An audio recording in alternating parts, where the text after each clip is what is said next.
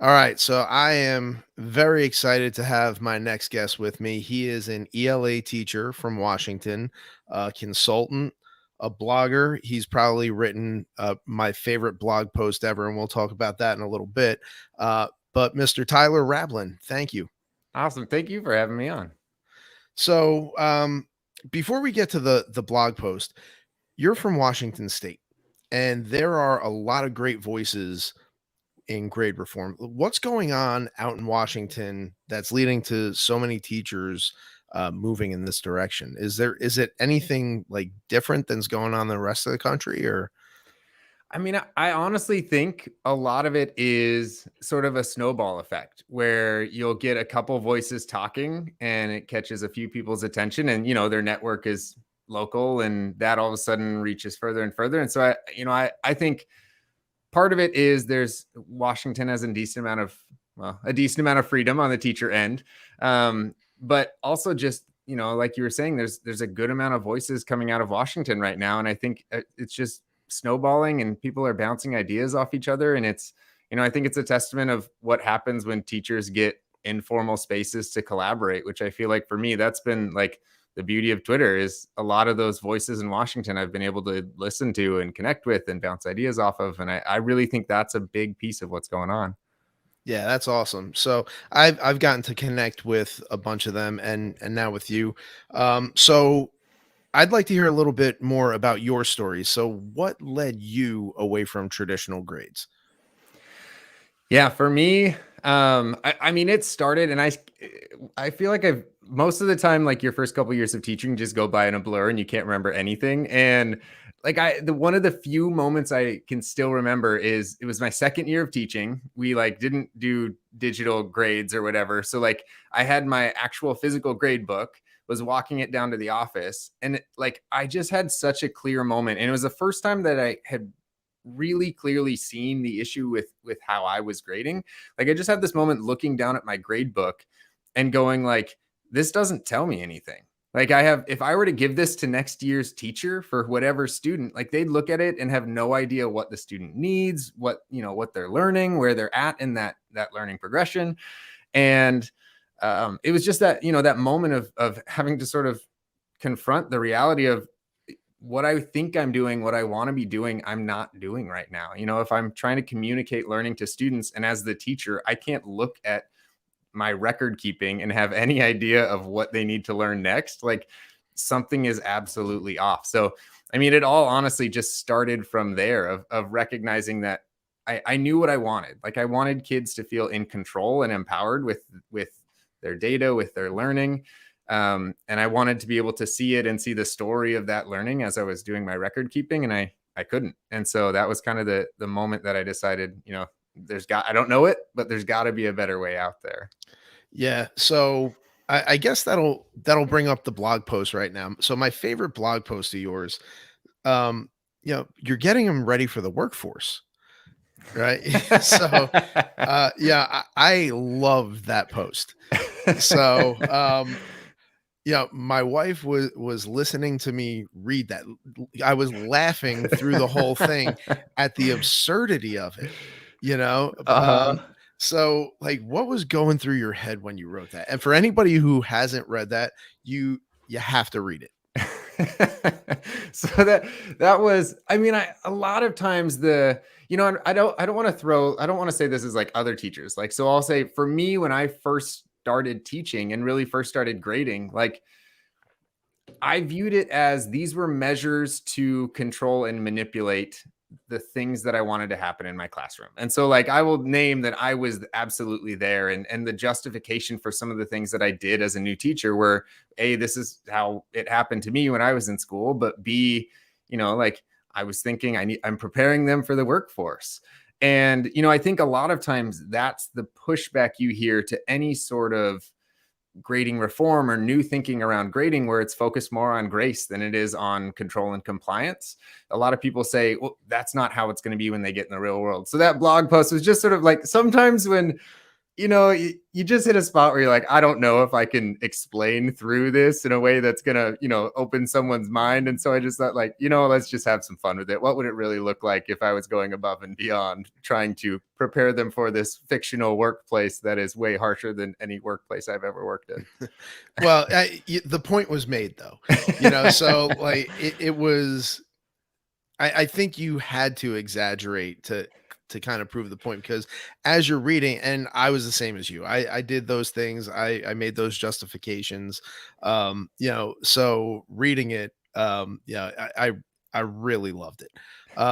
So you know, I guess that brings me to my next point is you're going through this now, right? So it's constantly an adjustment. All right.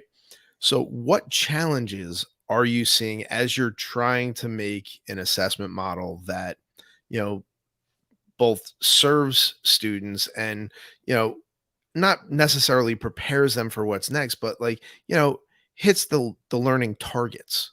hmm Yeah, the biggest challenge that I run into, and I think that most teachers, when they start attempting to reform their grading practices and make them better for kids, the biggest challenge will always be working within a system that doesn't operate the same way. And that's been the hard part for me. A lot of times, the question I hear really regularly from teachers when I'm talking about, record keeping and not averaging scores over time to calculate the final grade is, well, what does it look like in the actual grade book? Like the online grade book that we have an obligation to post in. And for me, like, helping or coming around on that challenge, and really what helped me think through it, was recognizing that there are certain stakeholders for which that is valuable, like being able to have academic supports kick in when kids need them. There does need to be something in the online gradebook, but being able to say, this is the purpose of that online gradebook. It's really to communicate with guardians, to communicate with the student support at home. So what do they need to know? And then, on the other side, the school system, the administrators, what do they need to know? And what I found is, that what do they need to know is a lot smaller than I was pushing myself to try to put in the grade book. I didn't have to put all those things, because if I met those needs of, being able to get support systems for kids when they need it, and making sure that whoever's at home is able to support the student the way they need to, that was a small amount of stuff. And then it freed me up to say, okay, now this other data that's more meaningful, how can I use this for the student in a way that's going to be a little bit better for them? So I think, that's the one of the biggest challenges that I've experienced, and I think a lot of people experience, is when you're working within a system that says, a lot of times it's, you have to have one grade posted every week, at least. I've heard horror stories Mhm. of what else, is required every week.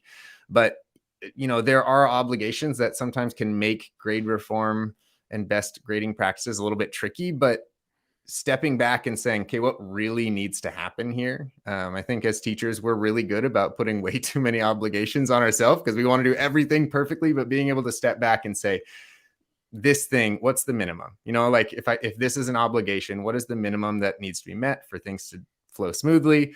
Once I've met that, now I can focus on what I need to focus on. So what are some things that you do to kind of navigate that and bridge both systems? So what I've started this year is, and actually last year was rough across the board, but there were a few things that were really helpful. And one of them that was really helpful for me is recognizing a flaw in my system was keeping parents up to date with the things that they can really support. And so, simple things like, for big tasks that I need students to do, maybe I don't put the actual score in there, but what I do now is that assignment goes in as collected or missing. Because really what I need, the way I can work best with support at home is not necessarily, I need you to teach the student this content and raise their score on the assessment, but, hey, let's work together. If there's something missing, the student goes home, like, you can, that at least is clear communication. Hey, this is what, it looks like you're missing this. Can you do this? So that's one of the things that I've found really valuable. I started it last year, and I'm doing it much more consistently this year, is recognizing that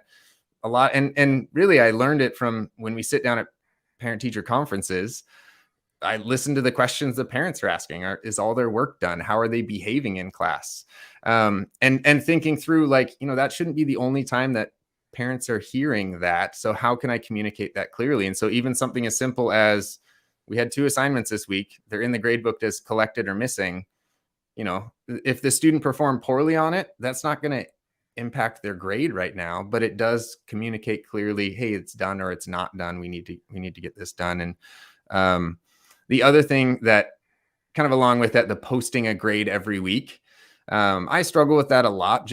I use a 5-point scale, and mathematically, if a student's growing and learning and they're at a 2, I hate putting a 2 out of 5 in the grade book, because I'm telling the kid in class, like, hey, you're doing great, you're growing, you're progressing, this is awesome. And then they go log into the online grade book and they're like, I have a 40%, and that doesn't feel awesome. So I've started using, for sort of that progress score, I'm using a lot more of student self-evaluation.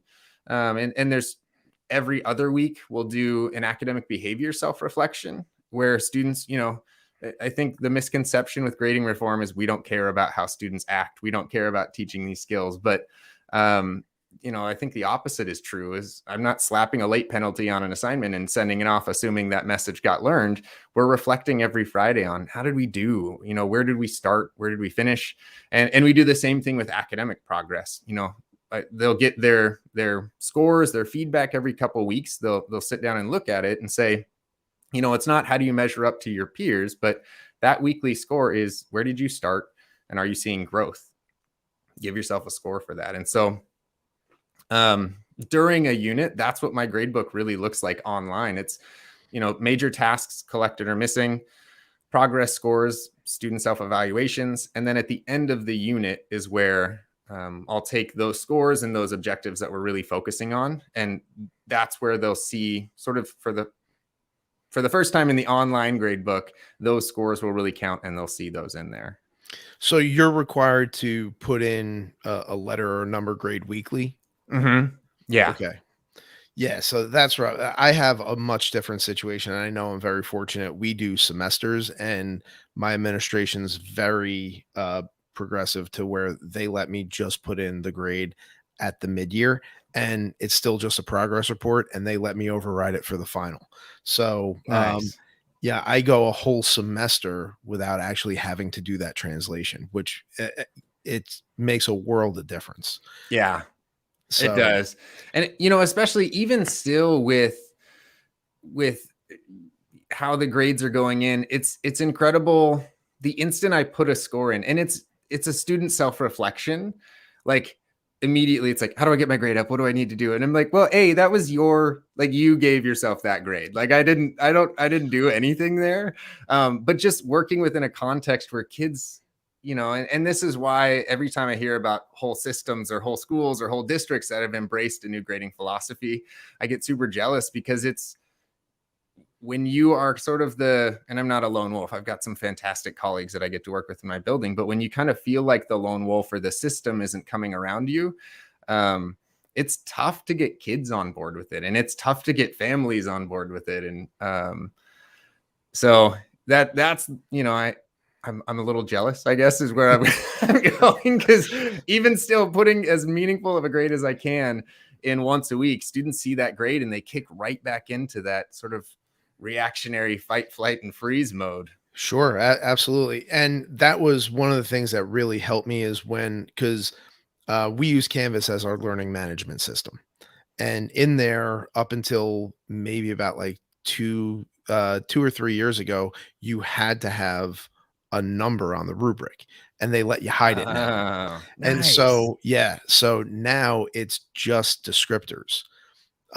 So what we've done is, we've actually, and we're going to get to learning progressions in a minute. And that's, I had told you off air, that's kind of what really drew me to you, is I saw a lot of similar thinking to what I do, and I wanted to pick your brain on how you got there, because we're in worlds that most people think are two very different worlds, Mm-hmm. but they're really not. So what we do is, we have our learning progressions, but we only reveal what our targeted level of development is at that point in time. Ooh. So, if we're only focusing on getting to the developing level, which I guess on your scale would be a 2, Mhm. right? We don't Mhm. show anything 3 or higher. And so, now it's like, okay, great. It's a 2. That's where you should be. So I guess it would be like a 2 out of 2 instead of a 2 out of 5 Mhm. at Mhm. at that point in time. And so, like, even just like switching to that mode, like doing away with numbers altogether and the descriptors, we're doing the same exact thing, but the way it's received was completely different. There were fewer questions because I didn't get, well, that's a 40, or that's, whatever. So, yeah, maybe that might be a suggestion, is if I don't know if you're focusing, because it's a progression, Mhm. you're looking to get to 5 by the end of the year, right? Mhm. So if you're targeting level 2, make it a 2 out of 2 instead of a 2 out of 5. Yeah. And that was because that's always been a struggle for me. Like, however it's laid out, it was hard for me to really communicate to a student. Sure. When they see the end goal is way over on this Oh, side yeah. and they're here, their brain still goes. So I do like that idea. I have started, I used to do mastery checks that were all 5 levels. And I just Mhm. told students, like, get to a point where like, if you get to a point where your confidence level is really, really low on, like, that's where stop there. Like, attempt up to a point that you feel like I have a shot at this. When you get stuck, don't. But even then, they're still seeing, like, oh, I can't do that. Like, I can't quite get there. Sure. So I have broken my mastery checks into level 1 and 2, which I know we'll talk about learning progressions in a second, is usually like background basic understanding of concepts, and then 3, 4, and 5. So they are a little bit separated. So at least, when they're working on those intro levels, it's not, oh, so maybe someday I'll get to level 5. It's like, no, this is where we're at. This is good. This is what you're learning. Yeah, so I mean, that's awesome. Like, the learning progressions, I've read through yours and they're fantastic. So what drove you in that direction?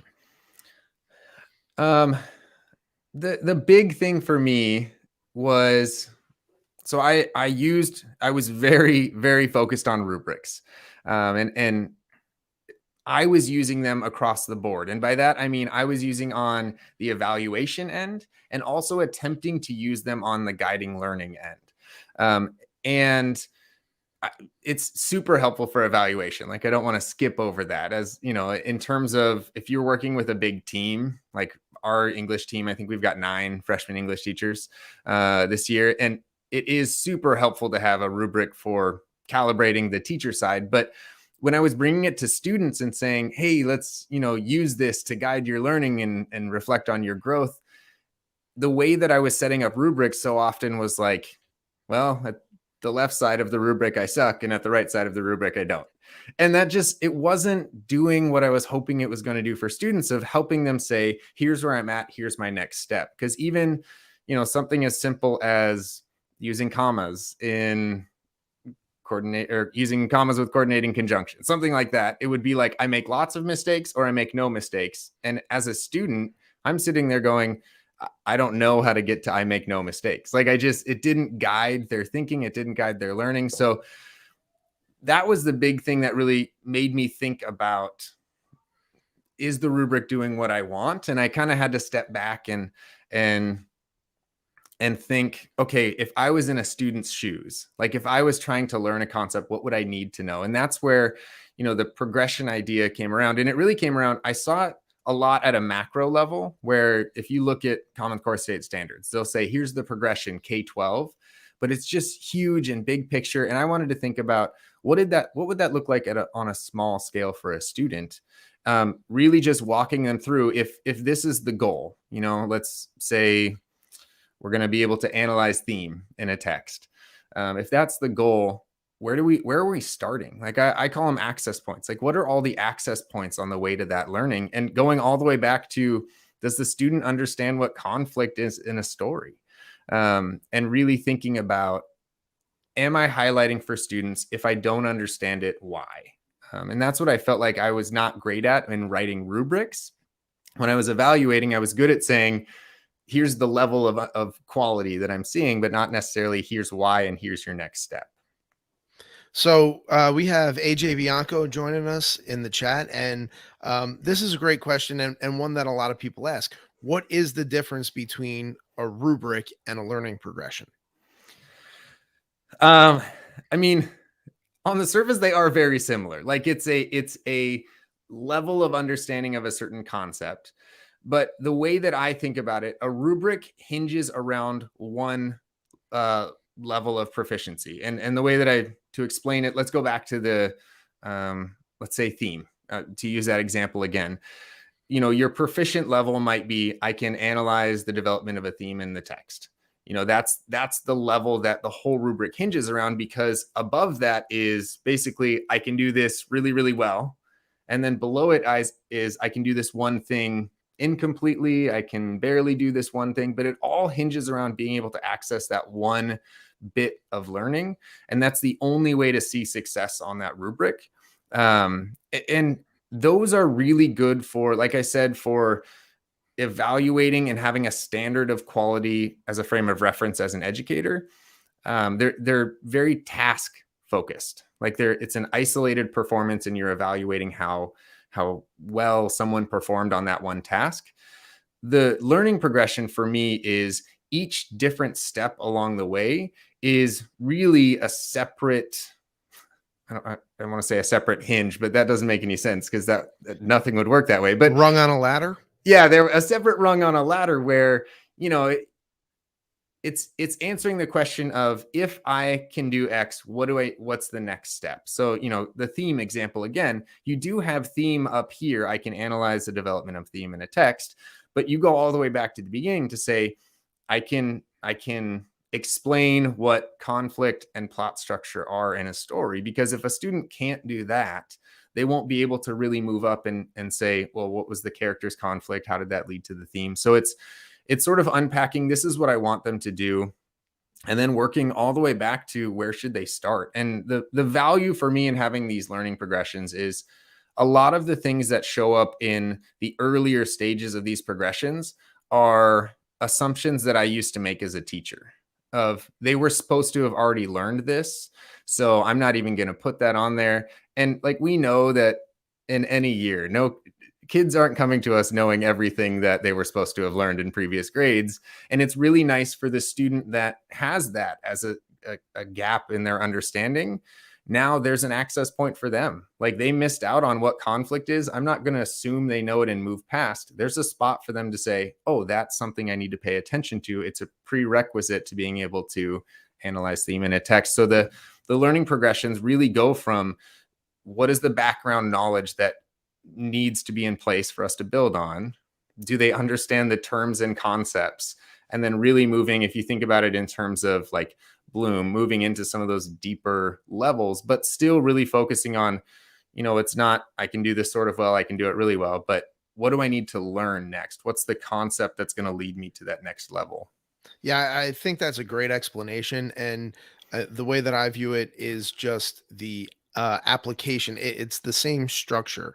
And, the rubric is evaluative, and a lot of times they're very prescriptive. Mm-hmm. These are the things that must be met, like check boxes. Well, I did all these things, where the learning progression is taking somebody from being a novice to an expert. What discrete steps do they need to take? And Mm-hmm. I mean, that's my view of the learning progression. And for me, that it's more skill based, where, your rubrics are a little more content heavy. Mm-hmm. And so I mean, at least in the sciences, it's like you knew this very well, and like you were saying. So and that's kind of how I distinguish between the two. Yeah. And it has been nice to see how students receive them, but I will say, for me, on the educator side of things, it has forced me to do a lot deeper thinking about some of the stuff that I've been teaching, because, if I'm just teaching theme, okay, I just teach theme and we figure out how to analyze theme, versus no. Theme is a series of concepts that are in place, and if they understand this and this and this, then they can really do a good job. And so, I had been in like previous positions, I had been asked to just unpack the standard. And I was like, why? Like, why? What do we now took this paragraph and turned it into bullet points and yippee. But really thinking about it in terms of how am I taking this end goal, which really is what a standard is. This is where we're going to get to at the end, and thinking about how am I unpacking that to say, well, here's where we're going to start so that every kid can see different ways that they can access that standard. Yeah, and I think that's a really important point, is making sure every student has an on-ramp. Mm-hmm. So there's too many students that get left behind when you assume that there's certain things that they know and can do. And we're seeing that now with learning loss, because we can't mask those traditional deficiencies with extra help, and with all those other tricks that we had to mask it. Mm-hmm. That's their justification for other things. So now we're into what people consider totally different arenas. How do you see the overlap? Because what you're doing is very similar to what I'm doing in science. I actually use portfolios to assess my students, which I'm told, well, that's an English teacher thing. So like, there how do you see the overlap between content areas? Yeah. So the and I don't it something that always just for some reason got under my skin, and I couldn't understand why when we were talking about ELA classes and things like that, is so many people say, well, English class isn't linear, math is linear. Like there was this conception that like in English, like we just write and we just keep doing it, and we just keep doing the same thing over and over, and we just hope it gets better. And like there is, when you write, when you read, the more you do it, the better you get. But there still is, there still is a progression to learning to do something. Like I can't talk to a student about the fact that they have a fragment in their writing if we've never talked about subjects and verbs. Like they're just, in almost everything that you learn, it's not 100% linear, and we can't say clearly students move from A and all students move to B. But there is a way to say the way that the brain works. Like we need background content knowledge to be in place in order to really start thinking about things that build off of that. So, like for me, I was an instructional coach for 4 years. This is my first year back in the classroom full time, and I loved it. But I was really intimidated at first going into an instructional coaching role, because I was like, well, I don't know, I don't know the content. I'm not an expert. I know my content well, but really being able to step back and say, like, learning is learning. Like there are rules for learning that in any classroom are helpful to have in place, and can be built into a curriculum, can be built into units and things like that. Yeah, so I refer to those as transferable skills. And I use my content as a vehicle to teach those transferable skills. So we have a follow-up question from AJ, and I think it's a great one. So where should students be when it comes to these progressions, and what are the expectations for students? My goal is what's set at proficiency is what every student can reach by the end of the year.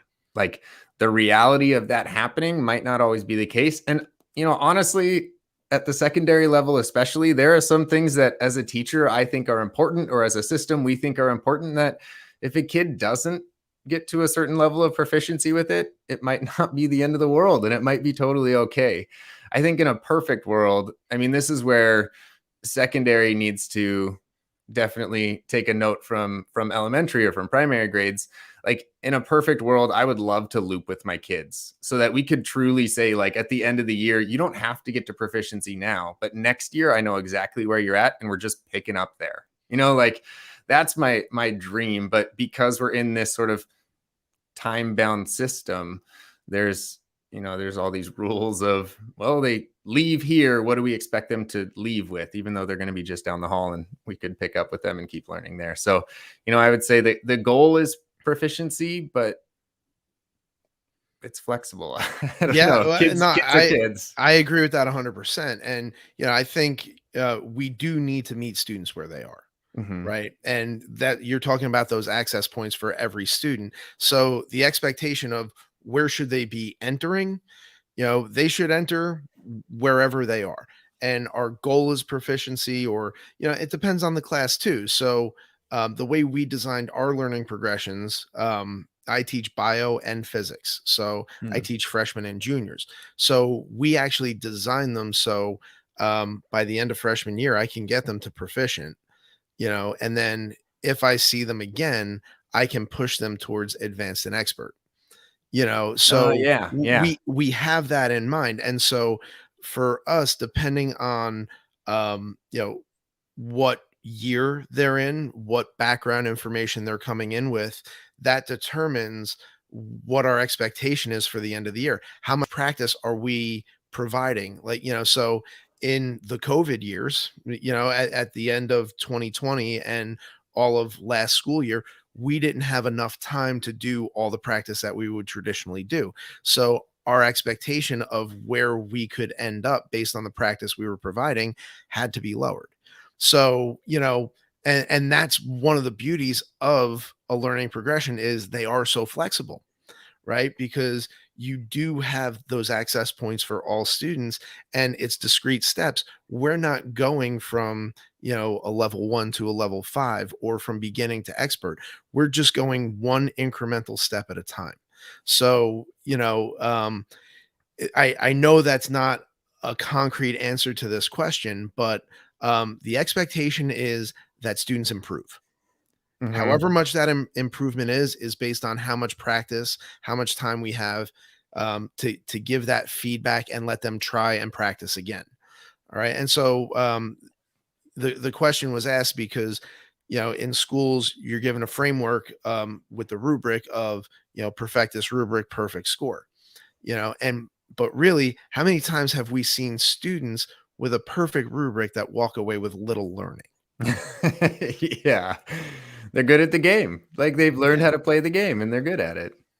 Yeah, oh, absolutely. So, and that's really what we're trying to that's what we're trying to move away from is Mhm. really shift the focus to true learning and skills that, we didn't just expose them to, like they're taking it with them.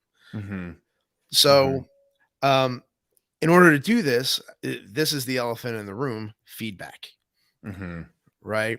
So, it can be overwhelming, right? If you don't have systems to manage feedback. And I think that's one of the biggest deterrents for people who are looking to move this way is first off, how do I provide high quality feedback that can move students to those discrete levels? And then how do I manage that? So, do you have Mhm. any tips in both of those areas? How do you provide that feedback? And then how do you manage? I actually saw that you had a post today on this. So I know you're ready to talk about it. Yeah. I guess there's a couple things that have been really helpful for me. The the one, kind of I think about it in terms of do I have a feedback system? So what I mean by that is ELA teacher, I was so used to like digital or not, there were just stacks and stacks of papers that I had to give feedback on, and I would give feedback. The students would take it, read it, and then that would become an isolated bit of data. Like that assignment would go somewhere separate from the last assignment with feedback and from the other assignment with feedback. And so, one of the pieces that I started being really intentional with is when students are receiving feedback, that it goes in a place that is collecting all of that feedback. One of the biggest things for me with how I have students reflect is I ask them to be looking for trends. And the way that I was giving feedback, they couldn't unless, they spent their whole day going through all their old assignments and trying to notice trends. So instead, it's nothing fancy. It's a table where it's got glows and grows. Like I have them identify, like reflect what went well, what feedback did you get, looking at some of the feedback you got, what do we need to improve on? And the other benefit to that I love is most of the time throughout the year, the things that were in their grows, like, hey, these are things to improve on. As they start getting more feedback, doing more assignments, they're starting to see some of that move over into glows, where it's now things they can celebrate. And before, there was no way they would have ever seen that. But because it's all in one place, they get to like actually log in, open that assignment, record their feedback, and go like, hey, at the beginning of the year, this thing that I was working on that you said I needed to improve, like this is something I just recorded as a success for me. And they get to see that and it's all in one place. So that's been one of the most helpful things for me with feedback. Now, the downside is it doesn't decrease the amount of time we spend giving feedback. So on that side of things, like putting in work ahead of time before you leave feedback can save so much time in the long run. So like we talked about those learning progressions, and I've started building them out a little bit more so that there's hyperlinks and resources at each level, so that I can really sit down with a student and say, hey, right now, after seeing what you're doing, like I think you're at this level. Go in, like watch a couple videos for that next level and see if you can figure out where to go next. And doing that saves me, I would have had to write out all those comments or things like that, but having it built ahead of time and then building in intentional time for them to reflect on that feedback and go access those resources.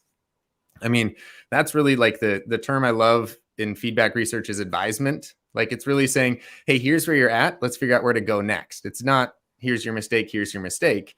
And being able to say, really, if I can sit down and say, here's where you're at, and there's already resources or something built that they can say, oh, I'm going to go here and figure out where to go next. I mean, that saves me a ton of time that I used to spend writing out all of those comments before. And the other thing with that, so I love any sort of text expander. Google Classroom has one built in. I'm sure there's tons out there. I use one called aText.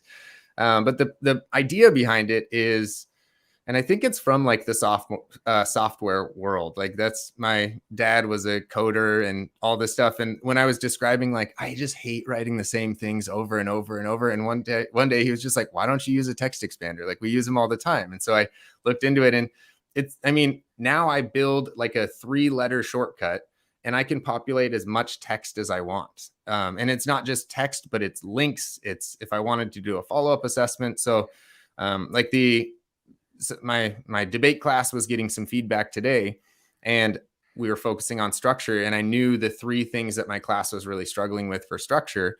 And so I built 3 comments that had a full explanation, video resources, and just like additional learning built into it. And that part took a little bit of time, but now I have it, it's ready to go. And so while I was going through their work, I could put in 3 letters, in pops a whole comment, video resources, everything. I'm done. I can move on. And the student now has that advisement to say, this is a trend I'm noticing. Here are your resources.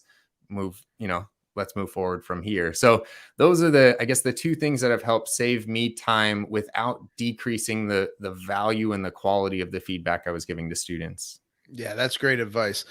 Yeah, a couple of things that I do, and this is something that you have to practice because receiving feedback, right? If we're not modeling that, if we're not giving them time to practice and showing them what to do with the feedback, it's all for naught anyway. Like you're just Mhm. kind of wasting time. So, that's part of that front loaded effort is, kind of showing them this is what to expect and this is what you do with it.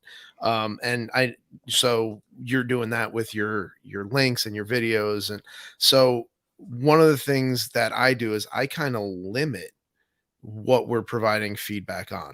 So rather for us, we do a lot of lab reports. And, so for this one, we're just going to work on our conclusions, right? So that's what you're going to write up the whole thing and practice everything, but we're really going to focus on making the conclusion good.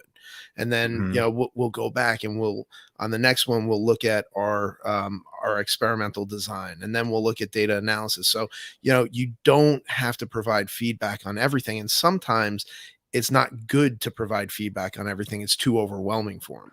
So, peer reviews have also helped a ton. Mhm. And then you get students now. It sounds like the direction you're going is they're going to start asking you for targeted feedback. This is Mhm. the thing that I need your help with, and that greatly reduces where you're spending your time, and you can still give that high quality feedback.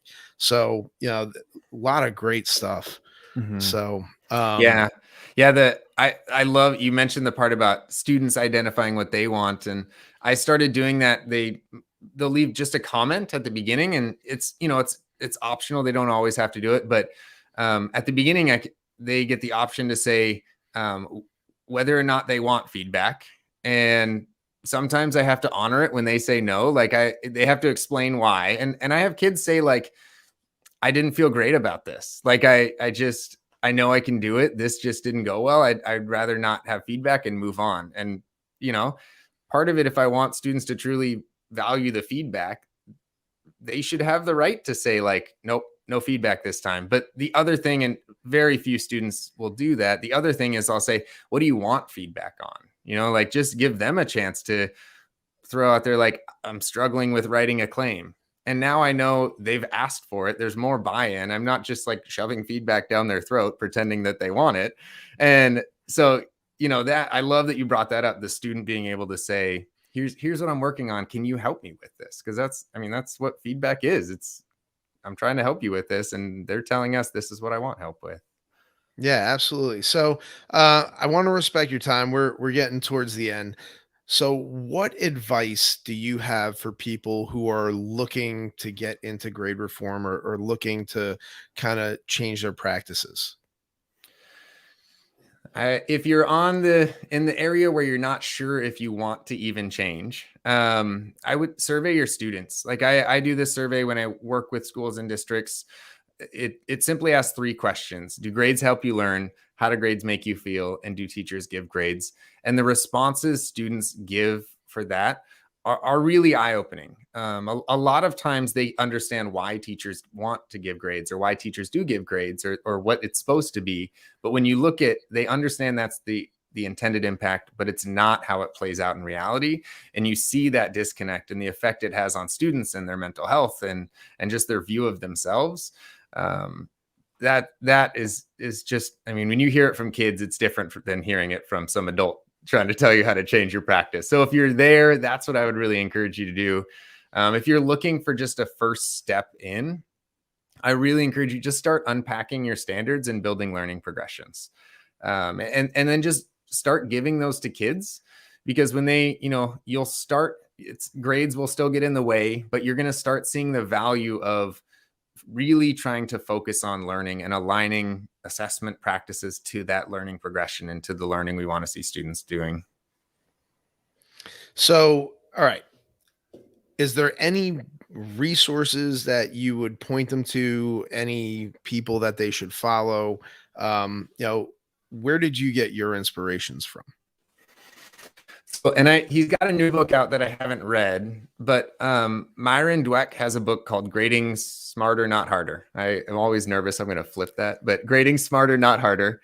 And it was one of the first books. I read a ton of them that were big picture theory focused, but it was one of the first books I read that was a teacher in their classroom, like saying, like, here, this is what my grade book looks like. This is an assessment that I gave students. And that was so helpful for me. I felt like so much of what I was seeing was just, here's the end goal, like here's the big picture. And I just needed someone to tell me, for Friday's quiz, try this. And I felt like his book did a really good job of breaking it down. And he's got another one really about like honoring student voice in the assessment process. I have no doubt that would be a really valuable resource too. And then that's on the practical side. For sort of the big picture side, which is really valuable, Joe Feldman's book, Grading for Equity, is fantastic at getting at the why behind grading reform. I think so often you see this, like it happens in schools and people say, you have to do grading reform, like we're going to standards-based grading, and there's not enough discussion around like why, and why from the kid perspective, you know, like why from learning, why from the student experience. And that book, I think, just absolutely nails that on the head. So in terms of people to follow, man, I can't even think of there's so many. Yeah. I will say, like, Monty Siri, if you don't follow him, I feel like I'm just shouting out Washington educators, which is not fair right now. He's great. Nicholas Emmanuel is someone who I really respect for how intentional he is with kind of working with kids. And then Cornelius Minor is fantastic all around, but his work really looking at grading and sort of its relationship to bias and race. He's been really impactful for me, or profound for me too. So those would be, I guess, 3 that pop into my head. Yeah, you know what? And I'm so happy you brought that up, because a lot of times we look at the people who are just doing grading and not looking at the people who are doing social justice and equity Mhm. work. And some of those are a lot of my influences as well. Mhm. So Yeah, great stuff. So how can people get in contact with you? How can they read your blogs? Um, you know, Yeah. So my favorite place to interact with people is on Twitter. So I'm just at Mr_Rablin on there.